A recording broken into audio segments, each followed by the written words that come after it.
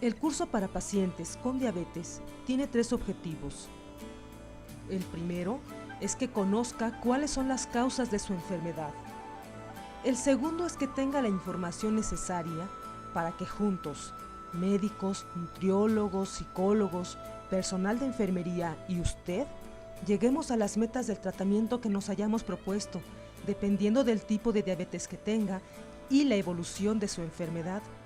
Finalmente le daremos algunas recomendaciones sobre alimentación que le ayudarán a controlar mejor sus niveles de azúcar en la sangre. Bienvenidos.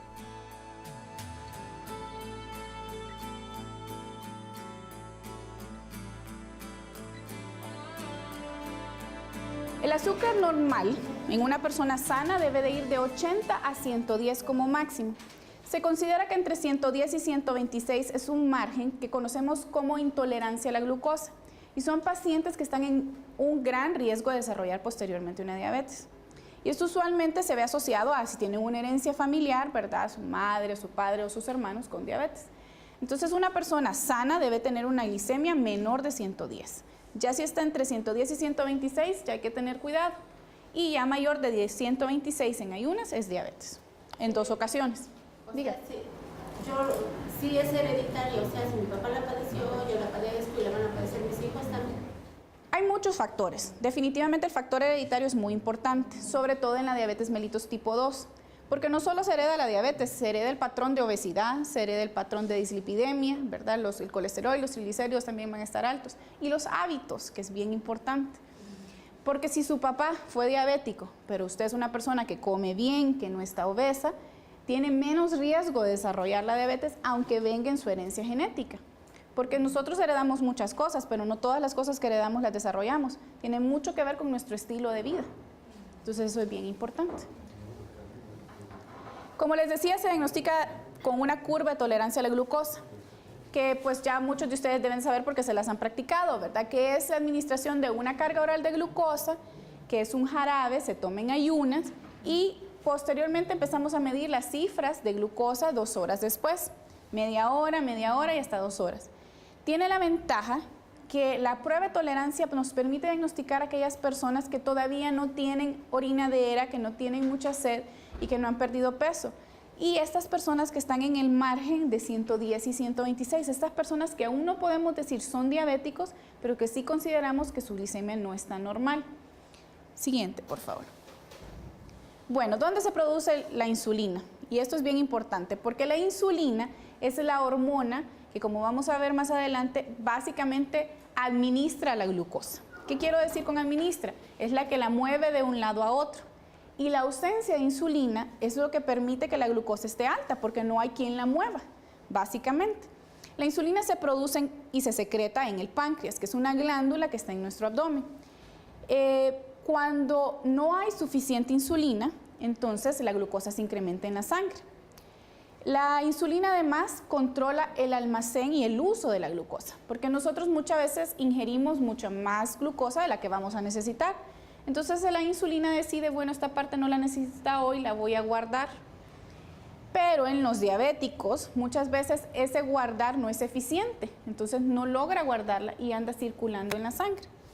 Y regula también la utilización y el almacenamiento de las grasas y las proteínas. Por eso es que les decía, no solo es lo dulce, también tiene que ver lo graso y las proteínas. Porque las grasas que no utilizamos como fuente de energía también se guardan. Y entonces cuando hay una mala administración, igual que del dinero, tenemos un montón de glucosa circulando y eso es lo que da la hiperglicemia. Siguiente. Bueno, como les decía, uno come, ¿verdad? Come y entre las cosas que come tenemos los carbohidratos, que son los azúcares. Los carbohidratos pueden ser simples o compuestos. Los carbohidratos simples es el azúcar que vemos, las azúcares sencillas que están en las frutas y la miel, por ejemplo, también es un carbohidrato simple. Los carbohidratos compuestos son el pan, los cereales, ¿verdad? Las galletas, la avena y estos entran al estómago. Una vez en el estómago los divide de los compuestos en simples y al final terminan todos siendo la misma cosa que es glucosa. La glucosa se absorbe por el intestino y pasa a la sangre. Posteriormente tiene 3 rutas. puede ir al tejido adiposo a guardarse, ¿verdad? Y por eso es que nos engordamos. Puede irse al músculo, que la usa como fuente de energía para movernos, para hacer todas nuestras actividades, o se puede ir al hígado, que es una reserva especial de glucosa. Pero para todo eso se necesita insulina y se necesitan cantidades adecuadas de insulina de acuerdo a lo que estamos comiendo y además de acuerdo a la masa que tenemos. ¿Qué quiero decir con la masa que tenemos? Es que si una persona tiene más músculo que otra, evidentemente ocupa más energía que la otra.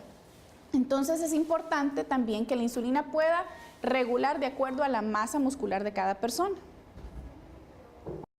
La insulina, que está representada aquí por el muñeco, viene a llegar a la glucosa y decide a dónde la va a pasar y la mete a la célula. Ya puede ser esto una célula de músculo, una célula de grasa o una célula de hígado. La reparte. A ver, ¿cuántos tipos de diabetes conocen? Pues el que yo tengo. A ver, ¿cuál tiene usted? La mellitus. Es que todas son diabetes mellitus, por eso es bien importante. ¿Cuántos tipos de diabetes mellitus conocen? ¿Hay algún diabético tipo 1? Los miro. Sí, ahí está. Ella es tipo 1. Y los demás probablemente son tipo 2. ¿Sabes tú la diferencia entre una tipo 1 y una tipo 2? Sí, A ver. que el tipo 1 es insulina dependiente y el tipo 2 es insulina no dependiente. Pues al inicio así se creyó.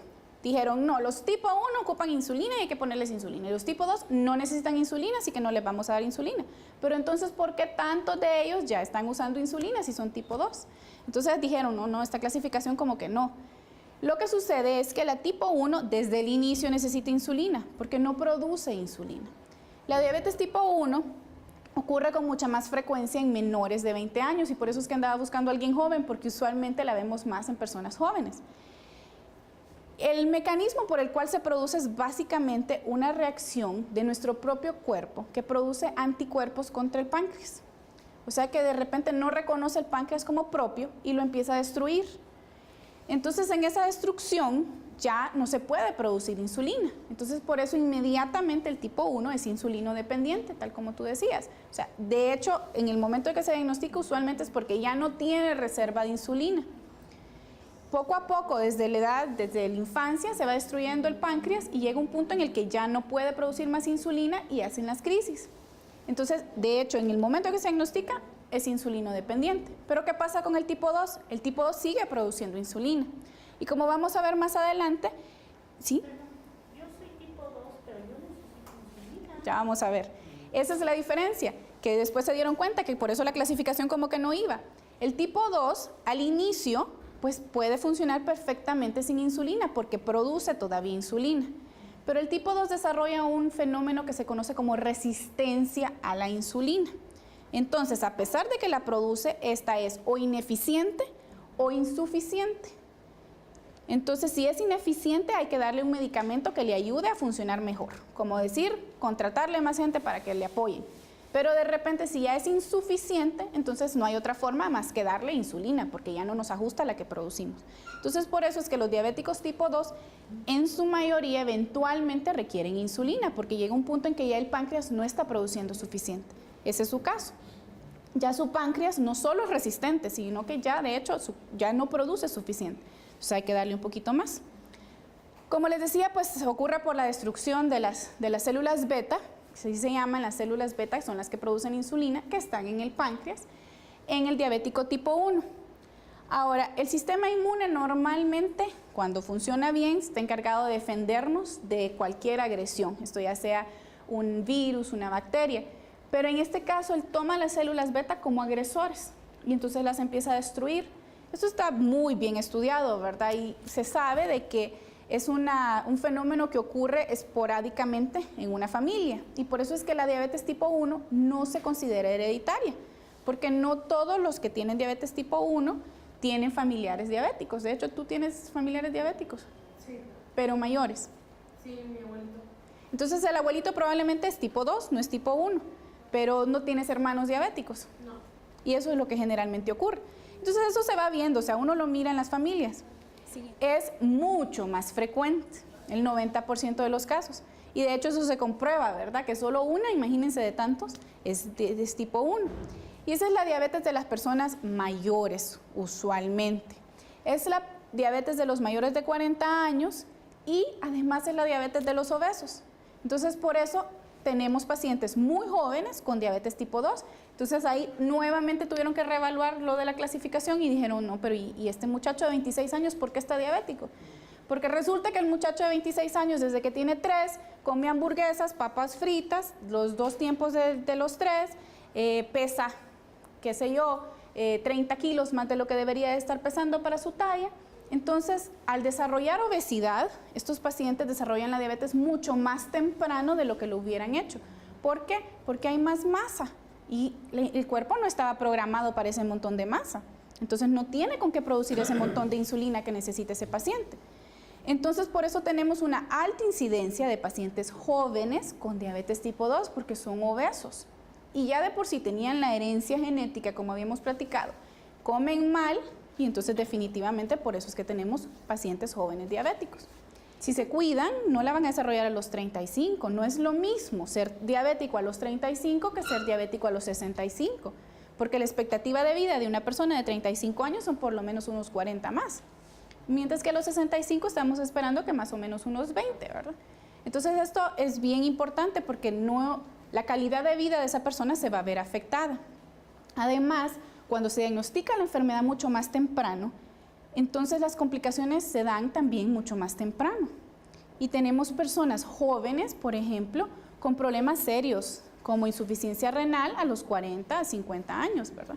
Que muchas veces en los pacientes mayores no llegamos a ver, porque la enfermedad no dura tantos años. Esta aparece en familias. A ver, uno de ustedes al azar, señora, ¿usted cuántos familiares diabéticos tiene? Ninguno. Es la única que usted sepa. Bueno, eso es bien raro. Habría que tal vez irse un poquito más atrás en el árbol genealógico, ¿verdad? Porque es mucho más frecuente que sí se encuentren. A ver, ¿alguien tiene muchos familiares diabéticos? Porque uno generalmente en la consulta les pregunta y tienen, ay no, 3 tías, mi mamá, mi prima. Generalmente ocurre mucho más frecuente en las familias, porque sí tiene un factor genético, ¿verdad? Y esta aparece, como les decía, cuando hay resistencia a la insulina. ¿Quiénes son las personas en riesgo? Todos los que tengan familiares con diabetes, sobre todo para la tipo 2, ¿verdad? Demostradísimo. Y sobre todo pacientes que ya padezcan hipertensión arterial, se ha visto que hay una gran asociación. O sea, a veces hay gente que le diagnostican la hipertensión y en 10 años se le diagnostican la diabetes. Y no es porque la hipertensión le desarrolló la diabetes, es que hay una predisposición. Igual, toda persona que tenga un mal metabolismo de las grasas, que tenga elevado el colesterol y los triglicéridos, está en riesgo. Toda persona que tenga el ácido úrico, pero ustedes dirían, ¿y qué tiene que ver el ácido úrico? Pues se ha demostrado que tener el ácido úrico elevado desarrolla las paredes de los vasos. Entonces eso también va afectando. En mujeres, bueno, hay algunas enfermedades particulares que tienen mayor riesgo de intolerancia a la glucosa o de resistencia a la insulina. Una de ellas es un síndrome que se caracteriza porque tengan quistes en los ovarios o alteraciones menstruales. Entonces tal vez tienen una sobrina que le dijeron que tenía quistes en los ovarios. Ojo, porque esa niña tiene más riesgo por su enfermedad de tener diabetes y encima es sobrina suya, que usted es diabética, entonces es mayor el riesgo. Toda persona que tenga una elevación de glucosa en la sangre durante el embarazo. Toda mujer que mientras se embaraza desarrolla resistencia a la glucosa, porque eso es lo que pasa, que desarrollan intolerancia a la glucosa en el embarazo, tiene una predisposición más adelante, no al terminar el embarazo, pero sí en 10 años de ser diabética. Y sobre todo si tuvo un bebé muy grande. Pero ustedes dirían, ¿y qué tiene que ver el bebé muy grande? Pues que los bebés crecen mucho en el contexto de las madres que tienen resistencia a la insulina o intolerancia a la glucosa. Entonces no es que, o sea, el bebé pasadito de peso, uno dice, esta paciente tiene algún problema en el metabolismo de la glucosa, más adelante puede desarrollar diabetes. Y váyanse atrás en su historia familiar, pregúntenle a sus mamás y de repente se van a dar cuenta que sí. O sea, estas cosas se han estudiado mucho y se siguen a los pacientes. En el 95, la diabetes ocupaba el 9º lugar como enfermedad. O sea, de todas las diferentes enfermedades que las personas pueden tener, la 9ª era la diabetes. Del 95 al 2025 se espera que eso salte 2 números, que ahora sea el 7º lugar. Y ustedes dirían, no, pues 7, pero ¿cuántas enfermedades pueden tener las personas? O sea, son muchísimas.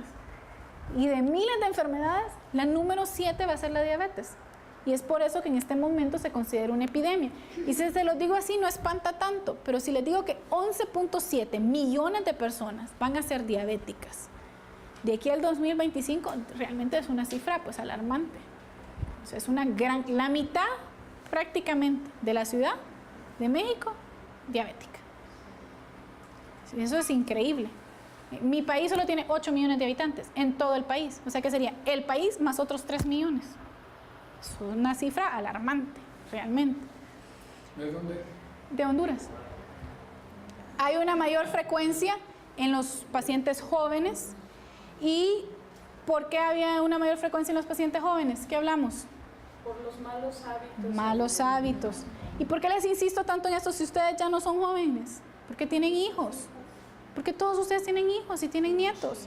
Y ya ustedes les regalaron la carga genética. Entonces ahora hay que tratar de contribuir para que no desarrollen la enfermedad. Y porque hay muchos de ustedes que son familiares de diabéticos, hijos de pacientes diabéticos. Y es importante que haya el desarrollo de campañas para tratar de detectar esas personas que están entre el 110 y el 126 que hablábamos temprano, para que esas personas antes se empiecen a modificar su estilo de vida. Por ejemplo, si yo le hago ahorita una glicemia y le encuentro 115, inmediatamente él tiene que ponerse a dieta, tiene que hacer ejercicio, y no es que 3 meses va a hacer la dieta y después va a regresar a lo demás, es cambiar el estilo de vida, cambiar la forma de vivir.